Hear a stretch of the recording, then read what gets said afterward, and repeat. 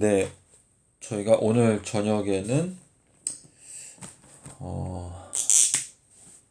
이 다니엘서 7장 25절에 있는 말씀, 그리고 이제 마가복음 9장 31절, 그리고 이제 계시록 11장 11절.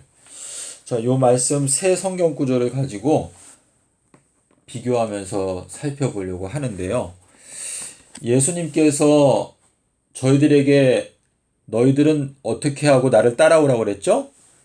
첫 번째는 자기를 부인하고, 그리고 자기 십자가를 지고 나를 따라오라 라고 말씀을 하셨는데, 예수님께서 먼저 걸어가신 그 길은 지성소로 들어가시는 길이었고, 그리고 그분이 걸어가신 길은 영생으로 가는 길이거든요. 그래서 예수님이 걸어가신 길을 우리들도 똑같이 걸어가는 것인데, 여기 다니엘서 7장 25절하고 이 마가복음 9장 31절, 요 두 성경 구절에서 공통적으로 나타나는 표현이 뭐냐면 손에 넘겨져서라고 하는 표현이 있어요. 자, 우리 다니엘서 7장 25절은 작은 뿔 세력이 무슨 일을 하는지에 대해서 설명을 해 놓았거든요. 이 작은 뿔 세력이 어떻게 한다고 그랬죠? 때들과 법을 변개코자 하고, 또 성도는 어떻게 된다고 그랬어요? 그의 손에 붙임바가 되어서 얼만큼을 지낸다? 한 때와 두 때와 반 때를 지낸다. 그래서 여기에 보면은 이 작은 뿔 세력이 성도가 그의 손에 어떻게 된다? 붙임바가 된다. 예, 붙임바 되어 한 때와 두 때와 반 때를 지낸다라고 말씀을 하셨는데, 예수님께서 그분 자신의 십자가에 대해서 설명하실 때 뭐라고 말했죠? 인자가 어떻게 된다? 인자가 이방인의 손에 또는 사람들의 손에 어떻게 된다? 붙여진 바 되어서 어떻게 한다고 그랬죠? 땅속에서 얼마큼을 지낸다? 삼낮 삼밤 땅속에서를 지내신 후에 그 다음에 부활하겠다라고 말씀하셨어요. 그래서 지금 이 다니엘서 7장 25절에서는 여기에서 설명하는 게, 누가 이 붙여진 바 된다고 하냐면 성도가. 성도라고 하는 이 단어 뜻이 뭐예요? 거룩한 백성, 그쵸? 거룩한 자들이라고 하는 뜻인데, 여기 다니엘서 9장 24절에 가면은 72레에 대해서 말씀하시면서 지극히 거룩한 자가 어떻게 된다고 그랬죠? 기름 부음을 받는다 그랬어요. 그래서 지금 여기 7장 25절에는 여기에 거룩하다라고 하는 단어가 나오는데, 여기에는 누가 나와요? 지극히 거룩한 자. 그쵸? 지극히 거룩한 자.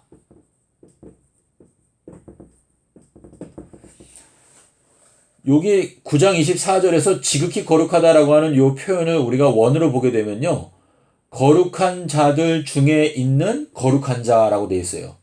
그러니까 예수님께서는 수많은 거룩한 자들과 함께 그 성전에 임하신다라고 말씀하셨는데, 예수님은 딱 한 분, 거룩한 분이시고, 그 예수님께 붙어있는 자들을 주님께서는 거룩한 자들이다라고 표현하시고 있거든요. 그래서 여기 원어로 보게 되면 지극히 거룩한 자라고 하는 이 표현은 거룩한 자들 가운데서 딱 한 분 거룩한 자, 이렇게 이제 표현이 되어져 있어요. 자, 그래서 지금 성도들이 그의 손에 붙임받는다라고 7장에서 말을 하고 있는데, 예수님께서 십자가에 대해서 설명하실 때는 여기에서는 쉽게 말해서 성자예요. 성자. 자, 성도 할 때 이 도가 뭐죠? 무리도자거든요. 그래서 거룩한 무리들, 거룩한 자들이란 뜻인데, 여기 마가복음 9장 31절에서 예수께서 말씀하실 때 인자가 사람들의 손에 붙임바 되어서 죽임을 당하게 될 것이고, 그리고 3일이 지나간 후에 부활하겠다라고 말씀하셨어요. 그래서 여기에도 손에 붙여진다라고 하는 표현이 들어 있습니다. 손에 붙임바 되어.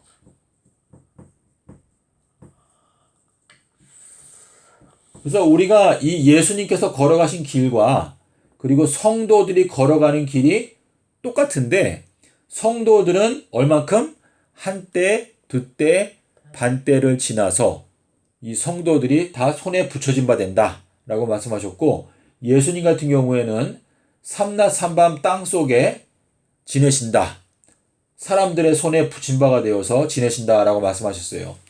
자, 근데 이 계시록 11장 11절에 가면 누가 나오죠? 두 증인. 예, 두 증인이 나오는데 두 증인이 누구한테 죽임을 당한다고 그랬죠? 무저갱에서 올라오는 짐승이 이 두 증인을 죽이는데 그 두 증인이 죽고 나서 며칠 뒤에 부활한다고 그랬죠? 3일 반. 예, 3일 반 후에. 3일 반 후에 부활한다고 그랬어요. 3일 반 후에. 자, 그래서 우리가 요 세 가지 성경 구절을 생각하게 되면 여기에는 물론 손에 붙인다라는 말은 없지만 이 손에 붙여진다라는 뜻이 뭐예요? 그 사람에게 완전히 종속된다라고 하는 뜻인데, 여기에 보게 되면은 이 7절에 무저갱에서 오나오는 짐승이 그 두 증인과 전쟁을 해가지고 이기게 되는데 그들을 죽일 것이고 그들이 이제 큰 성길에 있을 것인데 그들의 시체가 이제 무덤 속에 들어가지 못한 상태에서 길거리에 있다가 3일 반이 지나간 후에 부활해가지고 어떻게 된다고 그랬어요? 하늘로 승천하게 될 때 사람들이 그것을 목격하고 나서 하나님께 영광을 돌리더라 라고 하는 말씀이 나오거든요. 요 세 성경 구절을 통해서 지금 우리가 좀 관심을 가져야 되는 표현은 여기 손에 붙인 바가 되었다. 그리고 여기에도 손에 붙인 바가 되었다 라고 말하고 있기 때문에 예수님은 성자, 우리들은 성도. 그래서 예수님이 걸어가신 길이나 우리가 걸어가는 길이 똑같은데 여기 7장 25절에서 한때 두때 반때는 며칠이죠? 1260일이죠. 그렇죠? 계시록에서는 요거를 42달이다 라고 표현하고 있는데 요 42달 기간 동안에 성도들이 작은 뿔의 권세 아래 있다라고 하는 것은 성도들이 겪게 되는 요나의 표적이다 라는 것을 저희가 알 수가 있죠. 그렇죠?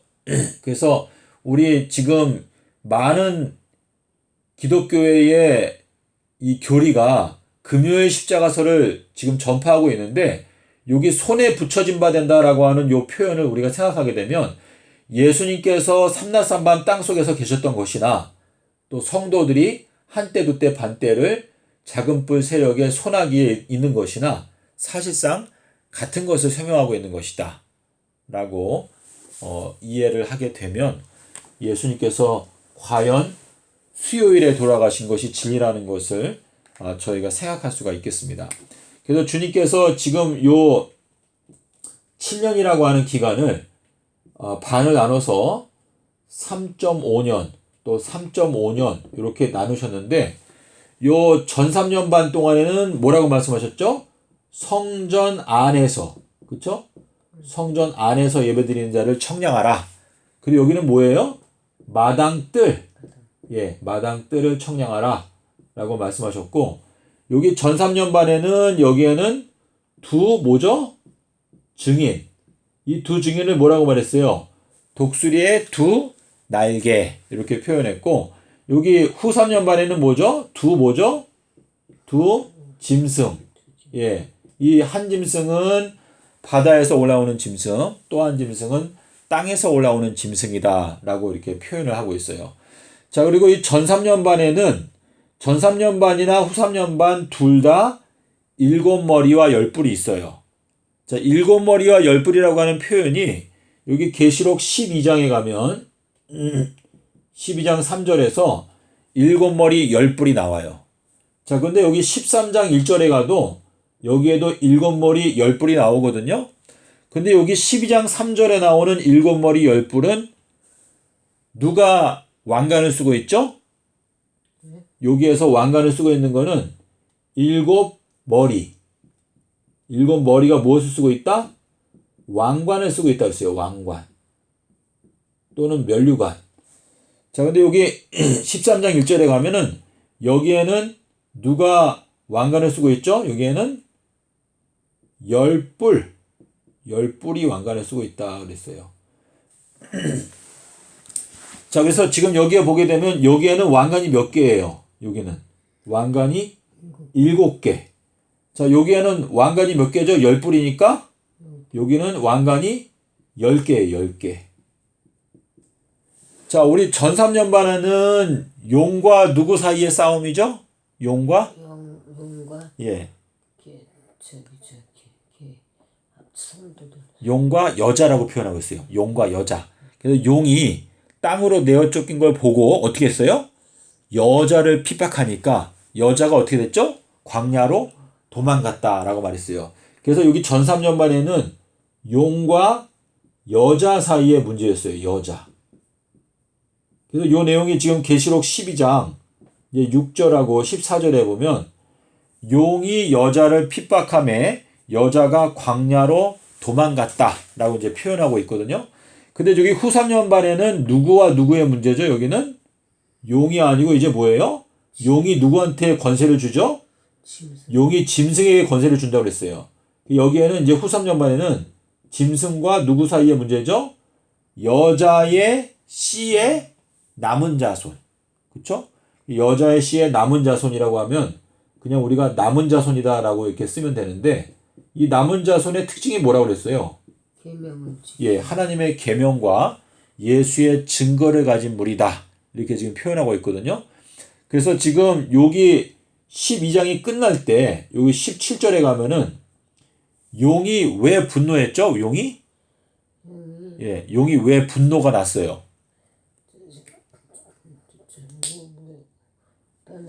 예, 물을 강같이 토하여 그 여자를 떠내려 버리려고 했는데 어떻게 했죠?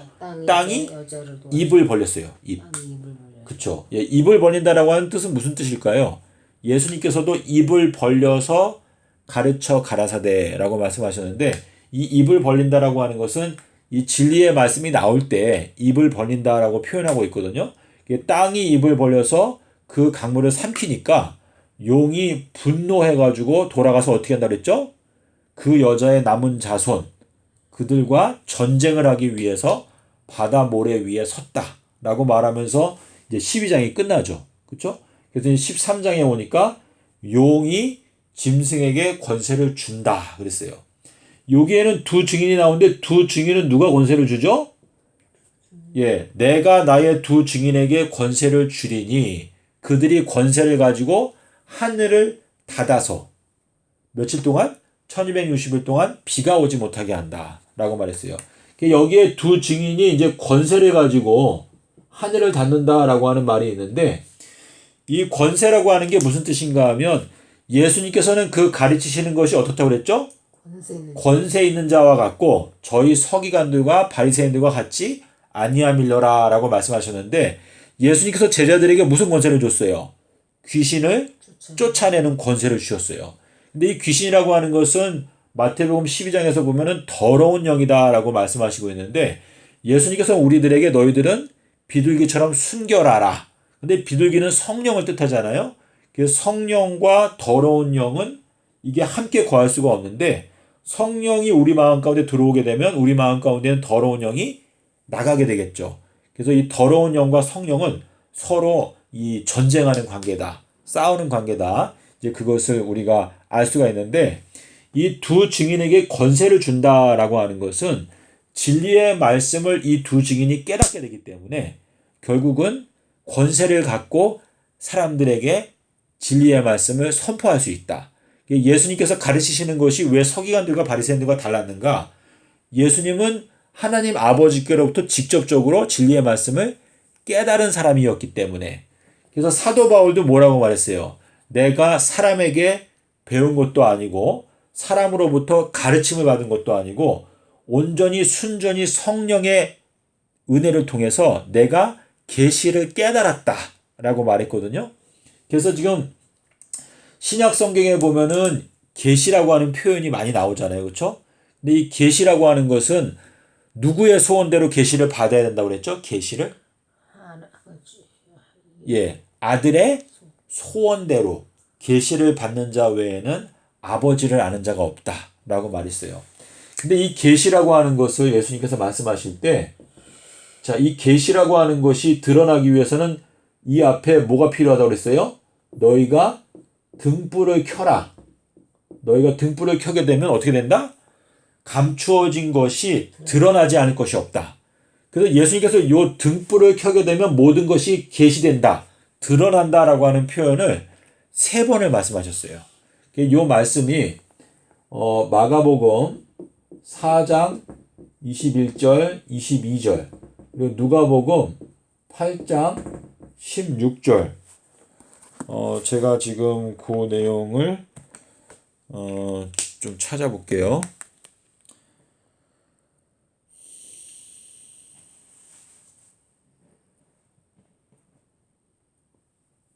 예.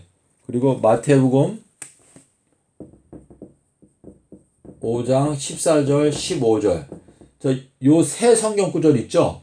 여기에 보면 예수님께서 3번에 걸쳐서 말씀하시기를 너희가 등불을 켜서 등경 위에 두게 되면 감추어진 것들이 다 드러나게 될 것이다, 계시되게 될 것이다 라고 말했어요. 자, 지금 하나님께서 이 마지막 재림 때가 되면 이제 심판을 행하시잖아요.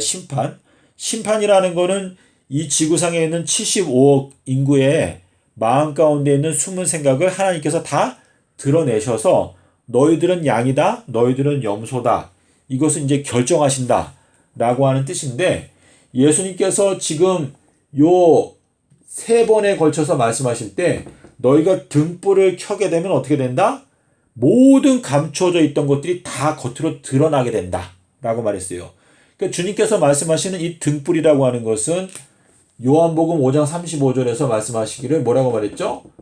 침례 요한은 켜서 비치는 등불이다. 침례 요한은 여자가 낳은 자 중에서 가장 큰 자이다. 선지자보다도 나은 자이다 라고 하는 그 말씀은 주님께서 이 마지막 때를 심판하시는 그 심판의 기준이 결국은 2000년 전에 침례 요한이 전파했던 그 기별이 이 마지막까지를 심판한다라고 하는 말씀인데, 지금 이 침례 요한이 전파했던 기별이 뭐냐면 바로 주의 길을 곧게 하라라고 하는 기별을 전했어요. 주의 길을 곧게 하라. 그래서 요한은 무엇으로 왔다고 그랬어요? 의로운 길로 왔는데 너희들이 침례 요한을 영접하지 아니했다라고 말씀하시고 있거든요. 그래서 지금 이 등불 기별을 전파하게 되면, 그래서 너희들이 무엇을 켜고 서 있으라고 그랬죠?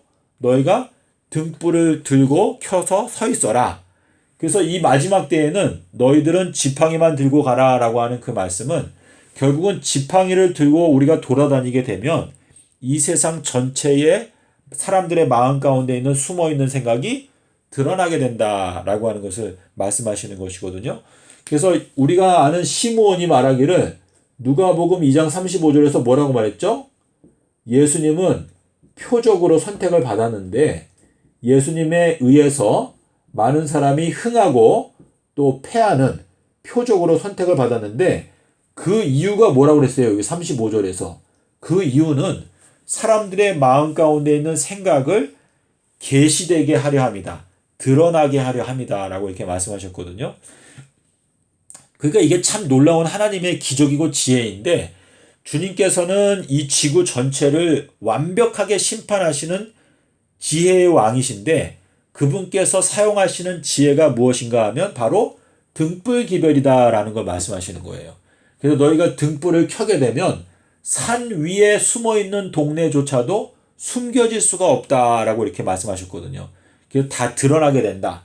그래서 아들의 소원대로 계시를 받는다라고 하는 그 말씀은 아들께서 소원하시고 아들이 계획하는 것은 딱 한 가지 등불 기별을 가지고 이 세상 전체를 다 드러내시겠다, 다 계시하시겠다 라고 하는 것을 말씀하시고 있거든요.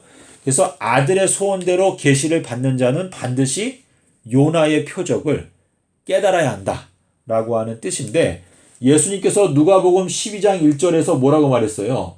너희가 제자들한테 먼저 가르치시기를 너희들은 바리새인들의 누룩을 조심해라, 외식을 조심해라. 이제 앞으로 숨겨져 있던 것들 중에서 계시되어서 드러나지 않을 것이 아무것도 없다, 이렇게 말씀하셨거든요. 근데 누가복음 12장에서 56절에 와서는 좀 더 구체적으로 말씀하시기를 외식하는 자들아, 너희들이 날씨는 분별할 수 있으면서도 어찌하여 요나의 표적을 분별하지 못하느냐, 무엇이 의로운지 왜 판단하지 못하느냐, 이렇게 말씀을 하셨거든요. 그래서 우리가 지금 예수님께서 말씀하시는 외식하는 자들, 이거는 예수님께서 미워하는 그룹을 말씀하시는 것인데, 겉으로 보기에는 아름다워 보이지만은 그 속에는 썩은 시체가 있는 그러한 현 기독교의 상태를 책망하시면서 요나의 표적을 같이 말씀하셨거든요. 그래서 이 요나의 표적이 사실상 이 지구 전체를 심판하시는 그 핵심적인 기별을 담고 있다라는 것을 저희가 이 계시라고 하는 단어, 예수님께서 베드로한테 말씀하시기를 뭐라고 그랬어요? 바 요나 시몬아, 네가 복이 있는데 이것을 너한테 계시하신 분은 누구다? 하나님 아버지시다 라고 이렇게 말씀하셨거든요. 그래서 이것을 우리한테 계시하시는 그 하나님의 은혜가 우리한테 임할 때 우리는 결국은 요나의 아들이 된다 라고 하는 뜻인데, 지금 저희가 이 성경을 자세하게 여러 군데를 살펴보면 전부 다 요소 곳곳에 요나의 표적이 있어요. 연관되어져 있어요. 주님께서 왜 그의 손에 붙여진다라는 말을 다니엘서에서 사용하신 요 그의 손에, 성도가 그의 손에 붙여진다라고 하는 그 말을 왜 예수님 자신에게도 사용하셨을까를 생각하게 되면 결국은 한때 두때 반때나 삼낮 삼밤 땅속에서나 같은 이야기를 말씀하시는 것이다 라는 것을 저희가 생각할 수가 있겠습니다. 그래서 주님께서 지금 이 계시록이라고 하는 것, 이 계시록은 사실상 이 재림전 7년을 핵심적으로 다루고 있는 내용이거든요. 근데 요 계시가 예수 그리스도의 계시로 우리의 마음 가운데 깨달아지려면 바 요나, 베드로와 같이 우리가 예수님을 하나님의 아들로 인정하게 되고 예수님을 경외하는 마음으로 예수님의 말씀을 살피게 되면 예수님의 말씀을 깨닫게 되고 그와 동시에 계시록도 이해할 수가 있다라고 하는 의미가 되겠죠.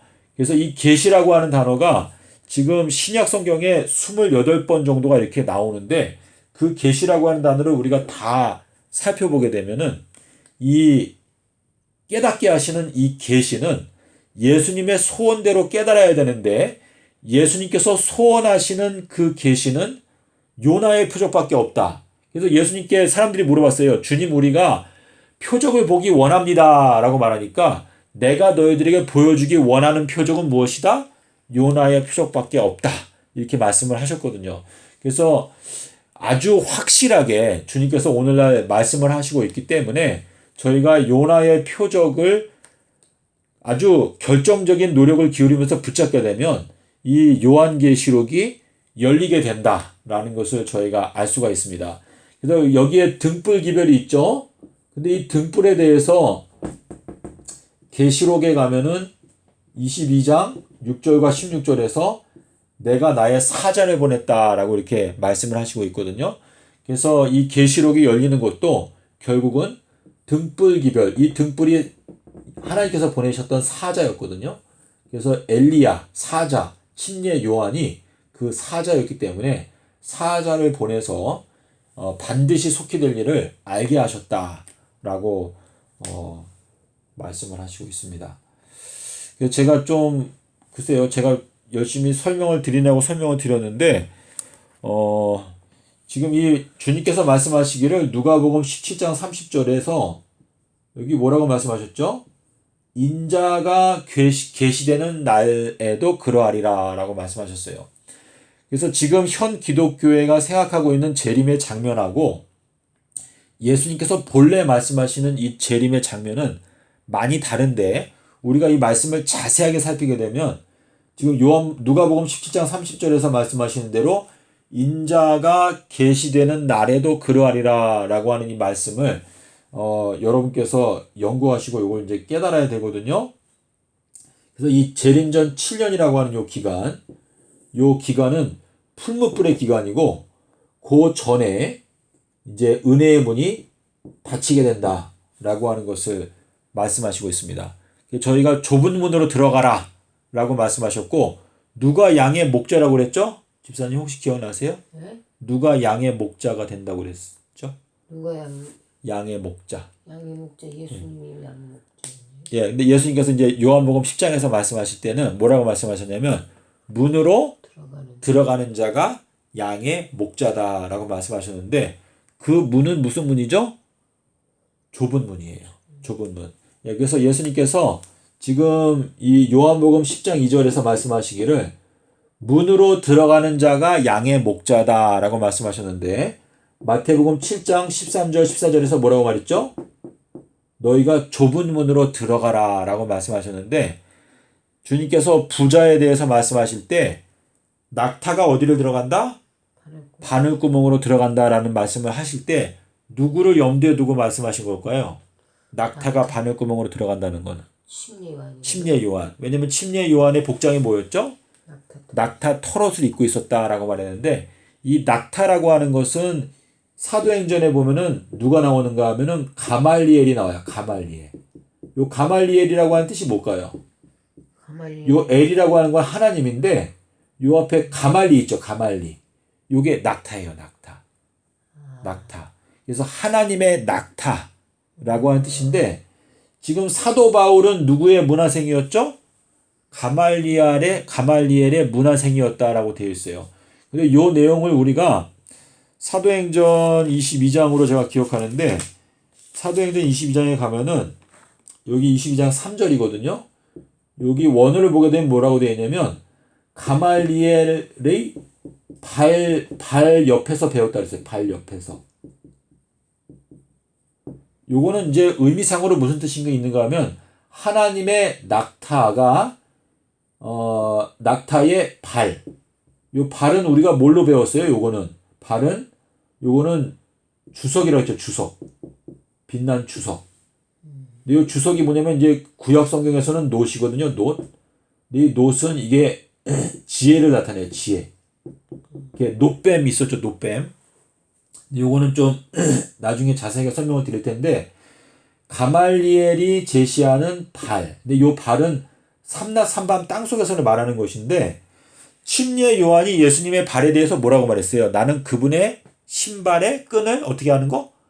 푸는 것도 감당치 못하겠다. 자, 푼다라는 건 무슨 뜻이에요? 신발끈을 풀어야 그 속에서 발이 나오죠. 그쵸? 자, 모세한테 하나님께서 뭐라고 말했어요? 떨기나무 속에서 뭐라고 말했죠? 너가 선 땅은 어떻다? 거룩한 땅이니까 너가 신발을 벗으라 라고 말했어요. 자, 거룩한 땅이란 뜻이 뭘까요? 안식일은 어떤 날이라고 했죠? 거룩한 날이다. 그러니까 집사님이나 저나 지금 우리 이 온 지구인들이 지금 거룩한 땅에 들어와 있는 거죠. 왜냐면 7번째 천년기에 들어왔으니까. 우리가 지금 7번째 천년기에 들어오니까 우리의 발에 신을 벗으라 라고 하는 그 말씀은 예수님의 신발끈을 푼다라고 하는 것은 신발끈을 풀어서 그분의 발이 이제 이 세상을 심판하시는 발인데 그분의 발에 해당되는 기별을 우리가 똑바로 드러내야 된다라고 하는 뜻이거든요. 그래서 우리가 지금 오늘날 이 거룩한 땅에 들어왔기 때문에 하나님께서 우리에게 너희들의 발에 신을 벗으라. 우리의 모든 거짓된 오류를 벗어버리고 진리의 말씀을 똑바로 깨닫기 위해서 발을 어떻게 하라 그랬죠? 너희가 서로 씻겨주는 것이 옳다라고 말했어요. 베드로한테 너가 지금 내가 하는 걸 너는 지금은 모르지만 후에는 깨닫게 되리라. 그건 이제 요나의 표적에 대해서 말씀을 하시는 것인데 이 낙타가 바늘구멍으로 들어간다.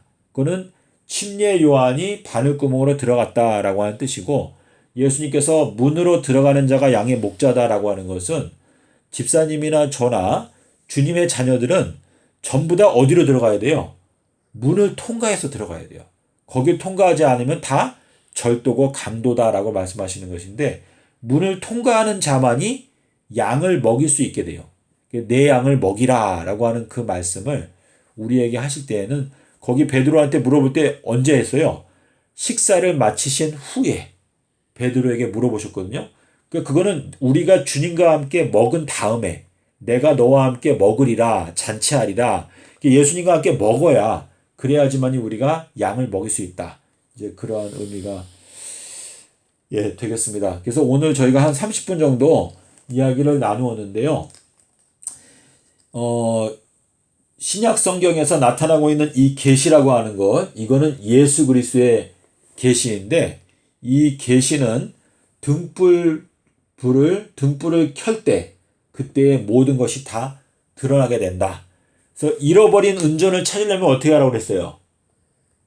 등불을 켜고 방을 쓰고 방을 쓸고 예 그렇게 하라고 이렇게 말씀을 하셨습니다. 그래서 예수님께서 등불을 여러 번 말씀하셨는데 이 마지막 때에 등불 기별을 통해서 계시의 말씀이 열리게 된다라는 것을 말씀하시고 있고 그 가운데에는 요나의 표적이 있다라는 것을 저희가 말씀을 통해서 오늘 확인을 하였습니다. 감사합니다.